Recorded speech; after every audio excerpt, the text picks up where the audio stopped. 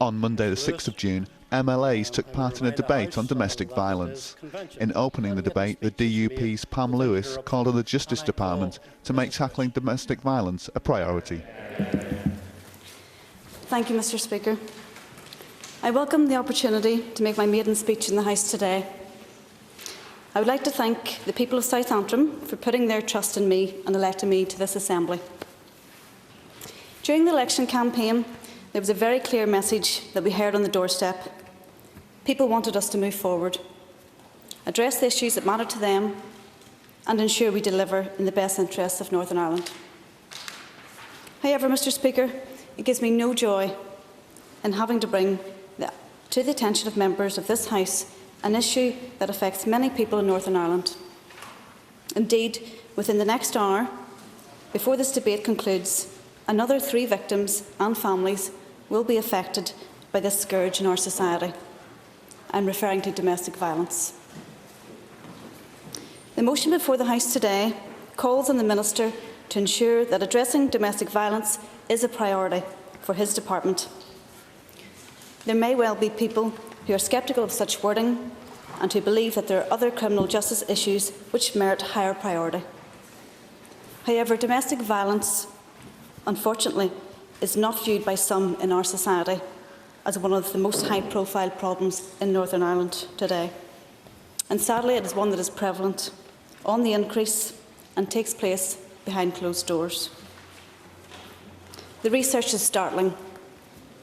1 in 4 women and 1 in 7 men are affected by domestic violence in their lifetime. Last year in Northern Ireland, 7 women were killed as a direct result of domestic violence. This figure does not include the many others who have died indirectly as a result of suicide, drug and alcohol misuse, long-term illness or chronic disabilities acquired as a result of their experiences of violence and abuse. In 2009-2010, the PSNI responded to 24,482 domestic abuse incidents.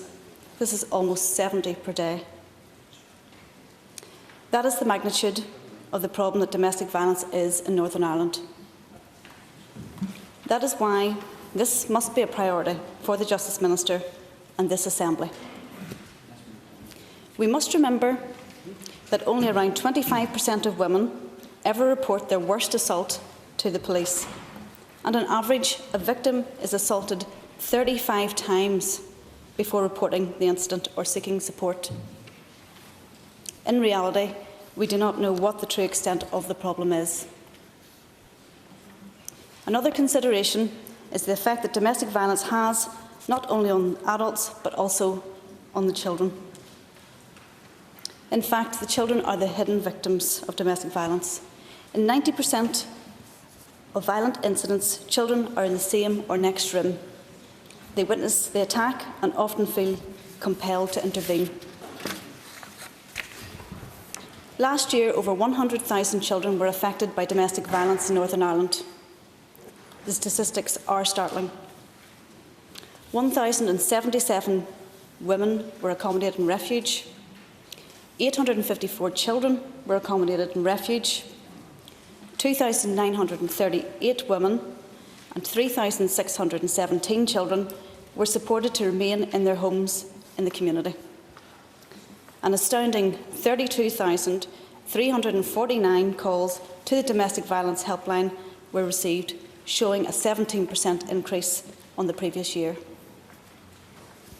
So this issue affects many people, male and female, many thousands of children and entire family circles. There are, of course, the economic costs as well. Domestic violence undermines our economic output due to the absence from work for victims because of injuries or disabilities. It also impacts on time taken by criminal justice agencies or support agencies, seeking alternative solutions for victims and their children in terms of housing, finance and schooling. These are just a few of the critical realities and choices a victim faces when seeking to escape or address violence and abuse within their own homes. As a society, domestic violence also significantly impacts on the cost of our health service and our policing and justice system. It is estimated that the cost to the Northern Ireland economy is £180 million per year. This is neither insignificant nor to be ignored, especially in the times of budgetary cuts and economic recession. It is clear to me, Mr. Speaker, that this is a significant sum of money, and another reason, if another was needed, why it is important that this issue is a priority for the Justice Minister.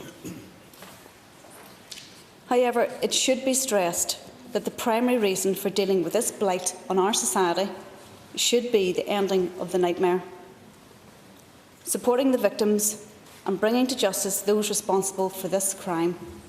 And that's exactly what this is, a crime. In a recent PSNI circular, "What do you most want from your police service?" it was revealed that arrests for domestic violence was second only to those for drink driving and ranked far above those for antisocial behaviour and burglary. This demonstrates that although it may be an issue that is not openly spoken about, it is one that people want dealt with. Mr. Speaker, it would be remiss of me at this time not to mention the work of Women's Aid. During the last year, I had the honour of being Antrim's first female mayor. During that time, one of my chosen charities was Women's Aid, and I've had the opportunity to see at first hand the fantastic work that they do, and it is right and proper that we pay tribute to them today in this House and thank them for the work that they do. They are at the forefront of providing care and support for the victims of domestic violence, who must be at the centre of all that we do in this area. It is the victims who need to be protected and supported, and I call upon the Minister to ensure that victims and those who are at risk are at the centre of all that he does as Minister for Justice. Mr. Speaker, I am well aware that these problems cannot be solved overnight. Addressing this issue will not be easy, and it will require a lot of hard work and cooperation. But I do hope that the motion before the House today and the debate that we have on this issue sends a very clear message to people in Northern Ireland. Domestic violence is never acceptable. It is my sincere desire that those who are suffering abuse will realise that this Assembly is taking the matter seriously, and that we will use the powers available to us to ensure that those who are at risk are being protected, and those guilty of this crime have no hiding place in this society. I therefore, Mr. Speaker, move the motion.